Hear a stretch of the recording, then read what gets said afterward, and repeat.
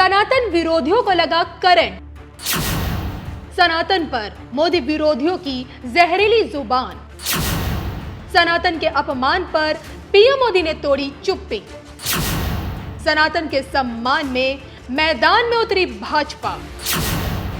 देखिए सिर्फ धर्म ज्ञान पर। नमस्कार, मैं हूं आपके साथ कविता राणा। इस समय सनातन के अपमान पर सियासी संग्राम छिड़ा हुआ है। करुणानिधि के पोते और मुख्यमंत्री स्टालिन के बेटे उदयनिधि स्टालिन का सनातन के खिलाफ जहर उगलना I.N.D.I.A यानी कि 28 दलों की विपक्ष एकता के अस्तित्व के लिए खतरा बन चुका है। जी हाँ, देखिए, इतिहास गवाह रहा है कि मुगलों से लेकर अंग्रेजों के दौर में सनातन को मिटाने की भरपूर कोशिशें की गई, लेकिन मिटाने वाले खुद मिट गए। और आज जब मोदी विरोधियों की टोली में से सनातन को मिटाने की आवाज बुलंद हुई तो इनका अस्तित्व खतरे में आ गया।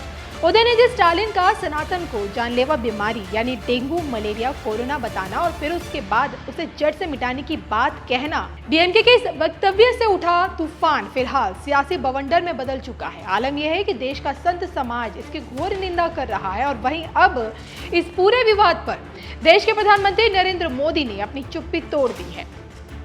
धर्म से हिंदू और कर्म से प्रधानमंत्री नरेंद्र मोदी जी ने पहली बार सनातन विवाद को लेकर जो बात कही है, उसके बाद से सनातन के सम्मान में बीजेपी नेताओं की पूरी फौज मैदान में उतर चुकी है।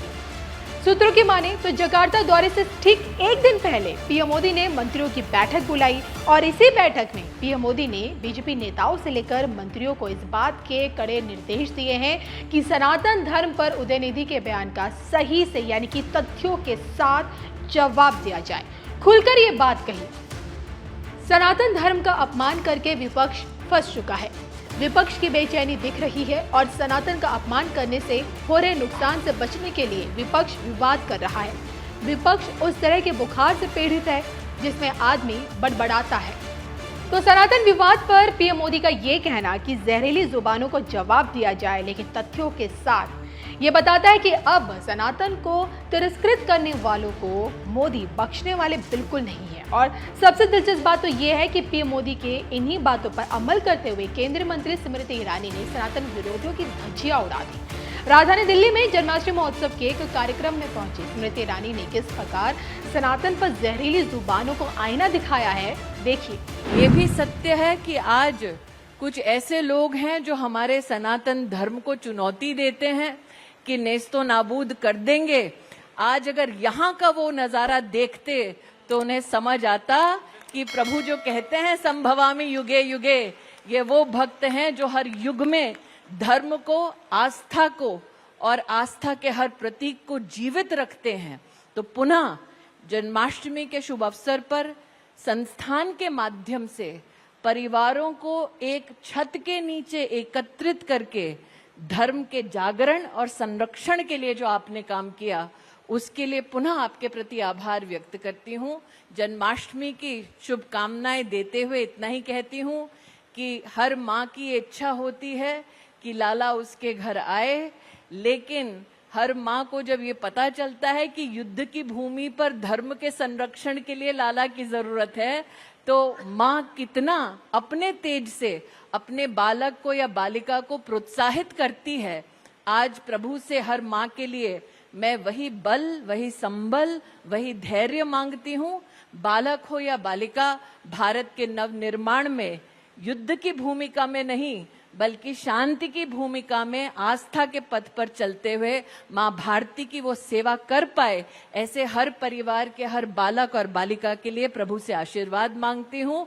पुनः आप सबका अभिनंदन करते हुए अपनी वाणी को विराम देती हूँ।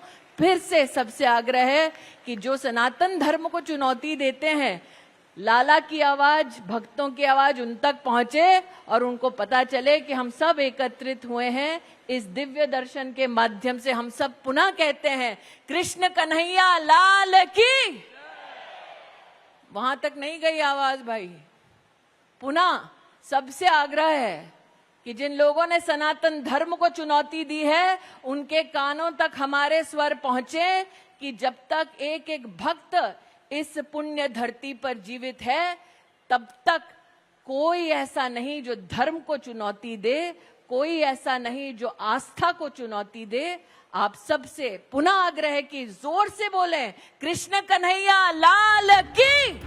तो सनातन के अपमान पर डीएम के सवालों के घेरे में सनातन विरोधी बयान देना क्या सनातनी भारत के विनाश का संकेत है? इस पर बीजेपी नेता सुधांशु त्रिवेदी जी ने क्या कुछ कहा है, वो भी आप सुनिए। जिस कॉन्फ्रेंस में पार्टिसिपेट कर रहे थे उस कॉन्फ्रेंस का शीर्षक क्या था? इरेडिकेशन ऑफ सनातन धर्म। यह कोई बाई चांस मुंह से निकला बयान नहीं था, यह बाकायदा एक कॉन्फ्रेंस हो रही है जिसका शीर्षक है इरेडिकेशन ऑफ सनातन धर्म। हिंदी में कहेंगे सनातन धर्म का समूल नाश। इरेडिकेशन की हिंदी हुई सनातन धर्म का समूल नाश। और ऐसा भी नहीं कि वो सीधे बयान दे रहे थे, आप सबने वो क्लिप देखी होगी, पढ़ रहे थे कागज से। इसका मतलब it was well thought after, well written, with a proper design, with a proper conclusion. और यह भी मुझे आश्चर्य हो रहा है, मुंबई में बैठक खत्म हुई और 24 घंटे में धमाका। मैं पूछना चाहता हूं कि यह उदयनिधि को किसने लिख के दिया था कागज, और इसमें इस गठबंधन का क्या रोल है? मुंबई में आपकी बैठक खत्म होती है और 24 घंटे के अंदर आप ये बोल देते हैं कौन सी योजना बनाई थी आपने। और जब आप किसी समुदाय, किसी संस्कृति के समूल नाश की बात करते हैं तो मैं कहना चाहूंगा unequivocally and technically it is the case of hate speech, and we are not having any ray of hope from any government of this